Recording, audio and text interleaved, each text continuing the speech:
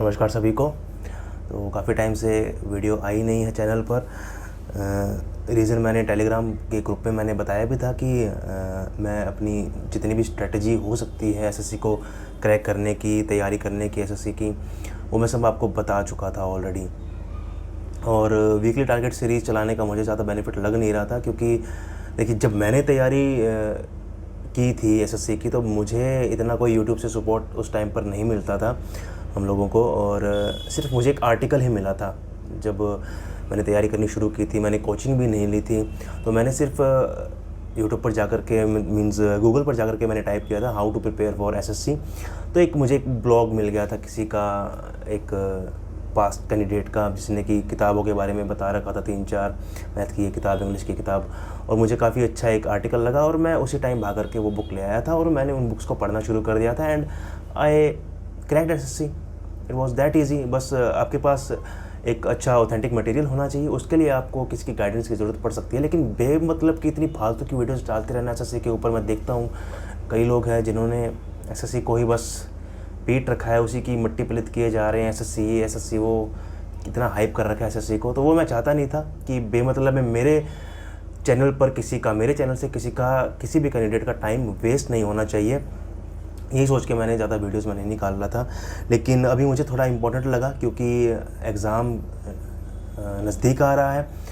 30-35 दिन अभी बचे हैं एसएससी सीजीएल 2023 प्री के लिए, और now this is the time. आपका सिलेबस कंप्लीट हो गया होगा, आई होप इस टाइम तक आपका सिलेबस कंप्लीट हो जाना चाहिए था। लेकिन अभी भी, इसलिए मैंने वीडियो निकाली है कि मैं ये बना रहा हूँ वीडियो।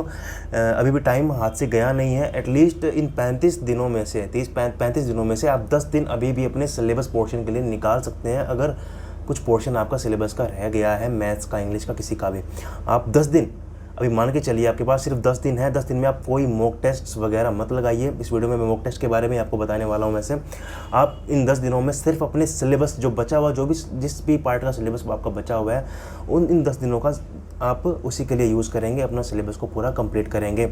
उसके बाद हम मॉक पर आएंगे। सिलेबस कंप्लीट हुए बिना, किसी भी पोर्शन का कोई भी सिलेबस बचा हुआ है, आप मॉक टेस्ट लगाना शुरू नहीं करेंगे। हाँ, जीके का पोर्शन थोड़ा रह सकता है, कोई बात नहीं है, उसके बिना भी आप मॉक टेस्ट दे सकते हैं। लेकिन मैथ्स, इंग्लिश एंड रीजनिंग, उसके आपके कंसेप्ट सारे क्लियर हो जाने चाहिए अच्छे से। उसके बाद ही आप मॉक टेस्ट पे आएंगे। बिना उनका कुछ भी, अगर मैथ्स एक भी अगर आपका चैप्टर रह गया है तो भी आप मॉक टेस्ट नहीं लगाएंगे। आप पहले मैथ्स का सिलेबस कंप्लीट करेंगे, उसके बाद उस सिलेबस को दोबारा रिवाइज़ करेंगे। रिवाइज़ करने का कैसे का, जो भी आपका जो मुश्किल क्वेश्चंस आपको लगे थे, आपने टिक लगाए थे, उन्हीं को दोबारा से रिवाइज़ करना है, करके देखना है। रिवीजन होने के बाद उसके बाद आपको मॉक टेस्ट लगाने चाहिए। उससे पहले भी आप लगा सकते हैं, वो मैंने सब कुछ अपना स्ट्रेटजी में बता रखा है कैसे आपको करना चाहिए। उसके बाद आपको मॉक लगाने हैं।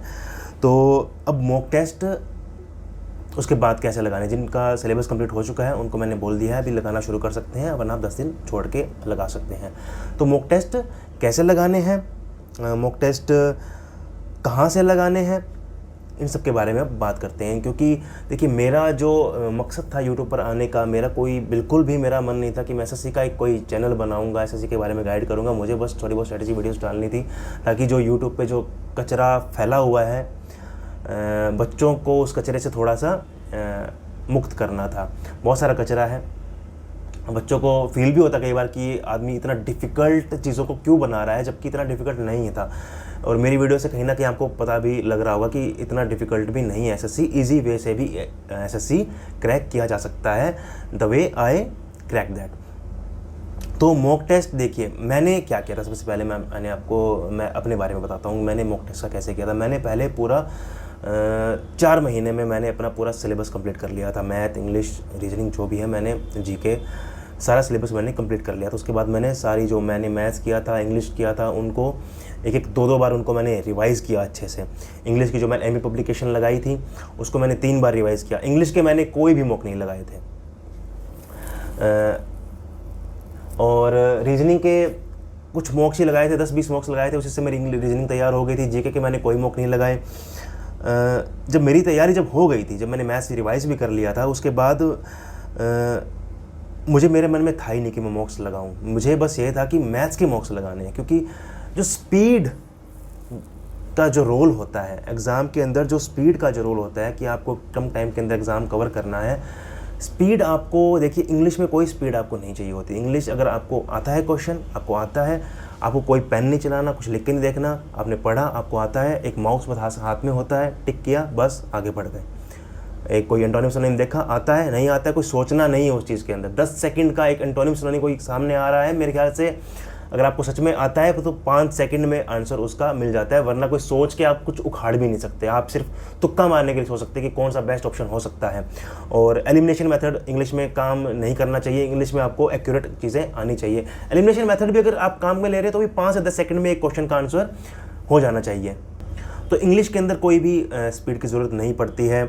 और जीके के अंदर तो जीके के अंदर भी सेम, अगर आपको क्वेश्चन आता है तो आता है, उसके बाद आप एलिमिनेशन मेथड या फिर जो भी लगाएंगे, तुक्का उक्का मारेंगे। 10 सेकंड मैक्सिमम लगते हैं एक क्वेश्चन को अटैम्प्ट करने में। तो देखिए, इंग्लिश और जीके के मॉक्स लगाना तो मैं बेवकूफ़ी मानता हूँ, wastage of time, pure wastage of time मानता हूँ मैं उस चीज़ को। बिल्कुल भी नहीं लगाना चाहिए। आप बेमतलब में एक आर्टिफिशियल एनवायरनमेंट क्रिएट करेंगे, मॉक टेस्ट लगाएंगे, उस प्रेशर को क्रिएट करेंगे अपने अंदर, तो हेल्थ पे भी देखिए बार बार अपने ऊपर प्रेशर लगे। जब टाइमर चल रहा होता है, आप प्रेशर में बैठे हैं, तो देखिए मेंटली प्रेशर लोड पड़ता है माइंड के अंदर, जो कि बहुत ही बेवकूफ़ों वाली हरकत है उस लोड को बार बार लेना। स्पीड हमें चाहिए होती है मैथ्स एंड रीजनिंग में, और रीजनिंग से भी ज़्यादा मैथ्स में। तो मॉक टेस्ट सिर्फ आपको मैथ्स के ही लगाने चाहिए, जो कि मैंने किया था। मैंने सिर्फ जब मेरा सिलेबस कंप्लीट हो गया, मैं उस टाइम पर जो मैंने ब्लॉग पढ़ा था, जिससे मुझे किताबों का आइडिया लगा था कौन सी किताबें पढ़नी है, उसने भी बता रखा था कि केडी कैंपस या पैरामाउंट के मॉक्स काफ़ी अच्छे होते हैं। फिर टेक्स्ट बुक भी उस टाइम पे आ चुका था कि टेक्स्ट बुक के मॉक्स लगाइए। पहले मैं पैरामाउंट केडी कैंपस के इनके मैं मॉक्स लेकर के आया, मैंने लगाना शुरू किया। बहुत ही डिफ़िकल्ट मॉक्स होते थे, मैं कहना चाहता हूँ, क्योंकि मैंने प्रीवियस ईयर जो चैप्टर वाइज किरण की होती है मैंने सारी लगा ली थी। इतने डिफ़िकल्ट क्वेश्चंस पूरे प्रीवियस ईयर्स में कहीं भी नहीं थे जितने उन केडी और पैरामाउंट के टेस्ट सीरीज़ की जो बुक्स थी उनके अंदर थे। तो बहुत ही डिमोटिवेटेड फील होता था कि इतना तो भाई नहीं है। काफ़ी लगता था कि यार अगर ऐसा ही आने वाला तो फिर तो बहुत मुश्किल है सिलेक्शन होना। तो काफ़ी मैंने उनके साथ भी काफ़ी स्ट्रगल किया, उन मॉक टेस्ट के साथ मैंने उन मॉक टेस्ट को लगाने की भी काफ़ी कोशिश की, काफ़ी टाइम लगाया उन पर, लेकिन बात नहीं बन रही थी। तो उसके बाद मैं लेकर के आया किरण के मॉक्स, ऑफलाइन मॉक्स ही मैंने लेकर के आया, क्योंकि देखिए ऑनलाइन मॉक्स लगाना मुझे बिल्कुल भी पसंद नहीं था। ऑनलाइन पढ़ना, डिजिटली पढ़ना मुझे बिल्कुल भी पसंद नहीं है। आजकल के बच्चे बहुत डिजिटली पढ़ते हैं, लेकिन मैं अपनी वीडियोज़ में भी बताता हूँ कि आपको जितना हो सके मैक्सिमम आपको ऑफलाइन ही पढ़ाई करनी चाहिए। अगर कोई पीडीएफ भी आपको मिल रही है तो भी मोबाइल की स्क्रीन से अच्छा आप 10, 15, 20 रुपये लगा करके उसका प्रिंट निकलवा करके ही लाइए। इंपॉर्टेंट पीडीएफ है तो उसका प्रिंट निकाल करके ही लाइए, उसको प्रिंट को ही आप पढ़िए। उस प्रिंट को आप टिक भी कर सकते हैं, अपना नोट्स बना सकते हैं। ऑफलाइन पढ़ने का एक बहुत अच्छा बेनिफिट मिलता है आपको। ऑनलाइन मैं बिल्कुल भी प्रेफर नहीं करता हूँ। और आर्टिफिशियल एनवायरनमेंट क्रिएट करके और टेक्स्ट बुक की सीरीज़ मैं ले लूँ और टेस्ट लगाना शुरू कर दूँ, ये तो मेरा बिल्कुल मतलब मैंने सेकंड थॉट भी नहीं आया, मुझे करना ही नहीं था वो। मुझे ऑफलाइन मॉक्स ही चाहिए था। तो जैसे कि मैंने केडी और पैरामाउंट के टेस्ट सीरीज लगाए, फिर मैं किरण के मॉक्स लेकर के आया। किरण के मॉक्स दे वर द बेस्ट, जो कि एसएससी, क्योंकि मॉक्स जो आपको लगाने चाहिए वो आपका एग्ज़ाम का जो लेवल आने वाला है उससे कोई थोड़ा, अगर 1 या 2% ऊपर हम मान सकते हैं, कोई बात नहीं, थोड़े डिफ़िकल्ट हैं, ओके। उससे नीचे भी 1 या 2% चल सकता है, लेकिन कुछ ज़्यादा ही डिफ़िकल्ट बना रखा है तो मैं बिल्कुल भी रेकमेंड नहीं करूँगा। कई बच्चों को लगता है कि हम बहुत हार्ड करेंगे तो एग्ज़ाम में जा कर के बहुत ही अच्छा परफॉर्म कर लेंगे। ये बहुत गलतफहमी होती है, ऐसा बिल्कुल भी नहीं होता है। आपको जैसा एग्ज़ाम का एक लेवल आने वाला है वैसा ही मॉक आपको लगाना चाहिए। एंड आई थिंक किरण के मॉक्स सबसे बेस्ट मॉक्स मुझे मिले। एज इट इज़ मुझे ऐसा लग रहा था कि प्रीवियस ईयर के पेपर्स ही मैं लगा रहा हूँ। वैसे ही क्वेश्चंस बना रखे थे, नए क्वेश्चंस थे, ऐसा नहीं था कि प्रीवियस ईयर से उठा करके चिपका दिया हो, नहीं, अच्छे से बना रखे थे क्वेश्चंस और बिल्कुल एसएससी के लेवल का क्वेश्चन था। मुझे ऐसे लग रहा था कि मैं एसएससी का एग्ज़ाम दे रहा हूँ। और जहाँ तक कि टाइमर की बात है, आर्टिफिशियल एनवायरनमेंट देने की बात है कि हम मॉक की तरह उसको यूज़ करें, मीन्स आप समझ रहे हैं कि एग्ज़ाम हॉल में बैठे हैं उसकी तरह हम सोचें कि हम कर रहे हैं, तो आप टाइमर लगा लीजिए अलग से। बिल्कुल भी इस चीज़ से वो नहीं होता। आपको लगता है कि कई मेंटर्स बोलते भी हैं कि उस चीज़ को, इसकी मैंने कुछ वीडियोस देखी थी कि 9 बजे ही मॉक लगाइए, ताकि क्योंकि आपको 9 बजे ही जाकर के एग्ज़ाम हॉल में बैठना है, आप 9 बजे ही आप प्रेशर लेके शुरू कर दीजिए। टॉपर्स लोग बोलते हैं, देखिए टॉपर्स लोग कोई एलियंस नहीं है, भगवान नहीं है। अगर उन्होंने उस तरीके से किया, ज़रूरी नहीं कि आप भी उस तरीके से करें, बिल्कुल भी ऐसा ज़रूरी नहीं है। और ज़रूरी नहीं है कि जिसने टॉप नहीं किया, जिसकी 1000, 2000, 5000 भी रैंक है, वो अच्छी एडवाइस नहीं दे सकता आपको, ऐसा बिल्कुल भी नहीं होता है। आपको जहाँ से अच्छी एडवाइस लगे, आपको वाइब मैच करे कि हाँ, क्योंकि एट द एंड अगर आप तैयारी कर रहे हैं, आपको पता है आपको क्या चाहिए होता है, आपको बस एक एफर्मेशन चाहिए होती है दूसरे आदमी से कि हाँ भाई, ये जो सिलेक्टेड बंदा है, इसने भी ऐसे किया था, मैं भी ऐसे कर सकता हूँ। दैट इज़ वाई लोग इतना यूट्यूब पे आते हैं, और सिलेक्टेड जो सीरियस एस्पिरेंट्स होते हैं, उनको at the end deep psychologically आप सोचेंगे तो आपको एफर्मेशन ही चाहिए होता है। आपको पता होता है मुझे क्या करना है, बस आप कोई बोल के एफर्म कर दे, कोई कंफर्म कर दे कि हाँ भाई ये सही वे है। तो मैं बोल रहा हूँ यहाँ पे कि ज़रूरी नहीं है कि आप 9 बजे उठ कर कहीं मॉक लगाएंगे, आर्टिफिशियल एनवायरनमेंट क्रिएट करेंगे, ऑनलाइन टेक्स्ट बुक का या ओली बोर्ड का जो प्रमोशन हाइप चल रही होती है कि ओली बोर्ड ले लो, टेक्स्ट बुक ले लो, बिल्कुल भी ज़रूरी नहीं है। आप ऑफलाइन मॉक भी लगा सकते हैं, टाइमर लगा लीजिए अगर आपको टाइम देखना है तो। और मैं आपको बता दूं, मैंने जो सीजीएल 16 दिया, 17 दिया, 18 दिया, तीनों क्रैक किए मैंने एक भी ऑनलाइन मॉक नहीं लगाया, एक भी ऑनलाइन मॉक मैंने नहीं लगाया। एक बार जब लास्ट में जब सिलेक्ट हो गए थे तो बहुत सारे हम ऑडिटर्स लोग साथ में रहते थे, तो मेरे कई दोस्त लगाते थे, और सीजीएल 18 हमने दिया था, तो उन्होंने बोला कि तू लगा ले, संडे को लाइव फ्री मॉक चल रहा है, तो मैंने सोचा लगा के देख लेता हूँ। मुझसे हो ही नहीं पाया, मैंने सिर्फ मैथ्स के क्वेश्चंस किए, उसके मुझे लगा कि मैं क्यों अपना टाइम वेस्ट कर रहा हूँ। इंग्लिश जीके जब मैं ऐसे ही कर सकता हूँ, इंग्लिश जीके मुझे आती है, मैं क्यों दे रहा हूँ मॉक टेस्ट जब मुझे आता ही है उस चीज़ को। और तीनों बार मैंने अच्छा परफॉर्म किया, मुझे कहीं भी 1% भी ये फीलिंग नहीं आई कि मैं ऑनलाइन मॉक्स देता, टाइमर लगा करके देता, टेक्स्ट बुक की सीरीज़ ले लेता, मुझे मेरा स्कोर अच्छा आ जाता, मेरा स्कोर इंप्रूव होता, मुझे बिल्कुल भी ऐसा नहीं लगा। तो मेरी रिकमेंडेशन यही रहती है हमेशा कि आप ऑफलाइन मॉक्स ही लगाएं।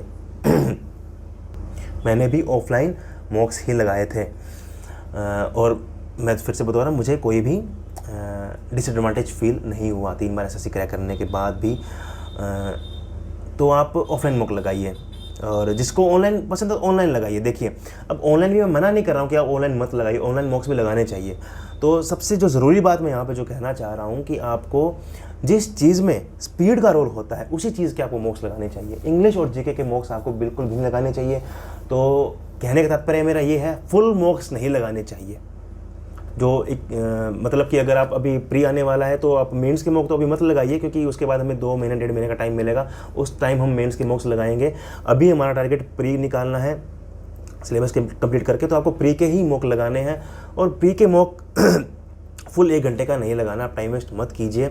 आप सिर्फ मैथ्स और रीजनिंग के ही मॉक लगाइए, और सेक्शनल मॉक्स लगाइए। अगर आप टेक्स्ट बुक का आपने ले लिया सब्सक्रिप्शन ओली बोर्ड का, अच्छी बात है, आपने ले लिया है, कोई बात नहीं, क्योंकि फ़ायदा मिलता ही होगा। मतलब मॉक्स लगाने हमें एट द एंड, चाहे वो ऑफलाइन हो चाहे वो ऑनलाइन हो। और ऑनलाइन 1-2 आप मॉक्स लगा भी लेंगे तो आपको अच्छा ही लगेगा कि हाँ भी ऐसा एग्ज़ाम में आने वाला है, ठीक है। तो आप सेक्शनल मॉक्स लगाइए, मैथ्स और रीजनिंग के।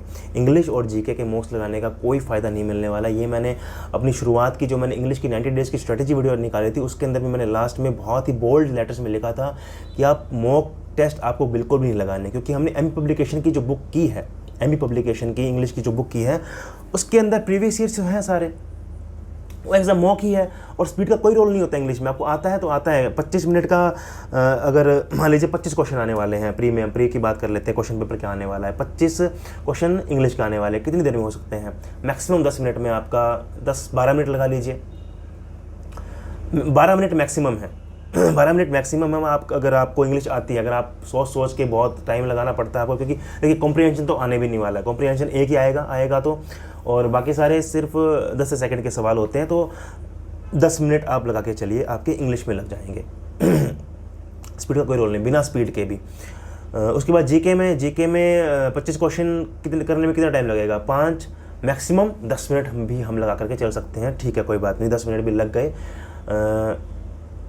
जीके में। उसके बाद रीजनिंग में 25 क्वेश्चन आने वाले हैं, 15 मिनट हम लगा करके चल सकते हैं, कोई बात नहीं, 15 मिनट में हमने रीजनिंग निपटा दी। उसके बाद हमारे पास टाइम बचता है कितना? 10, 20 और 35, 25 मिनट अभी भी हमारे पास। 25 से 30 मिनट हम आराम से मैथ के लिए निकाल सकते हैं।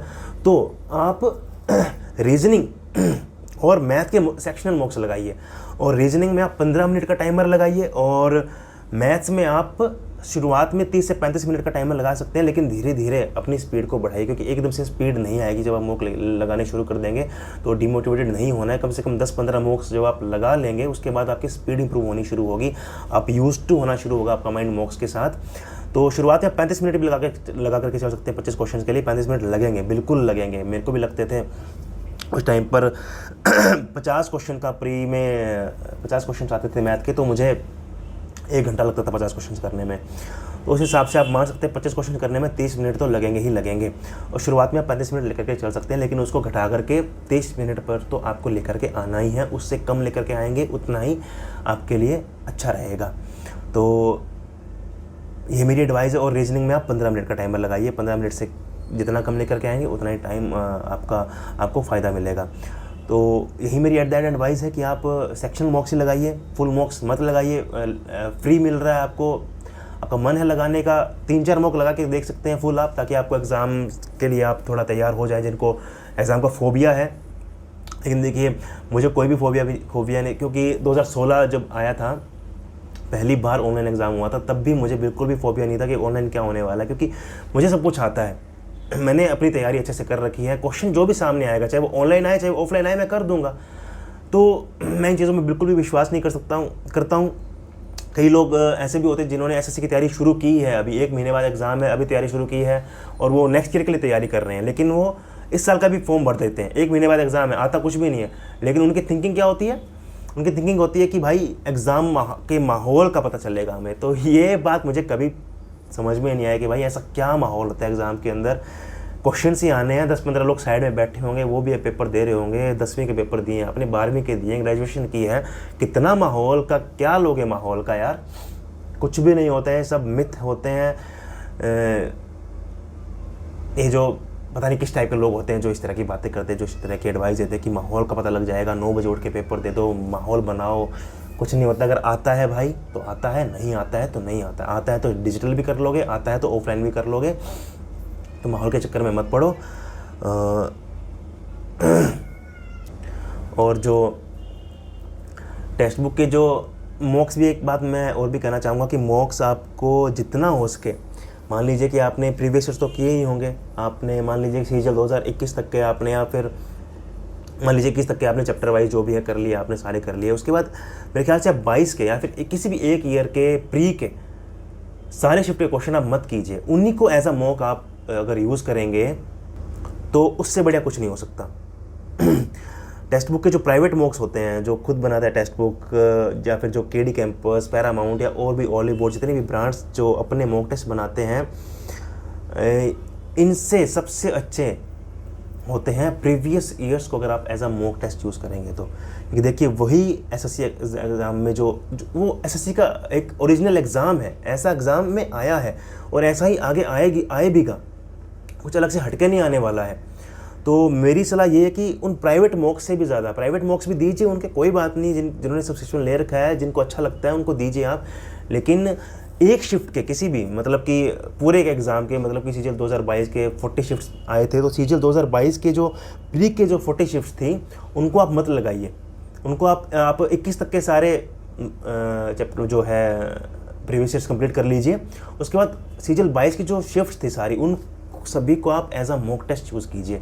उससे ज़्यादा बेस्ट आपको मॉक टेस्ट नहीं मिलेंगे। और अगर 30-40 जितने भी पेपर आए थे, वो 30-40 mock test more than enough है। अगर आपको मैथ के लिए अपनी स्पीड इम्प्रूव करनी है तो बहुत होती है वो, उससे ज़्यादा भी आप लगा सकते हैं।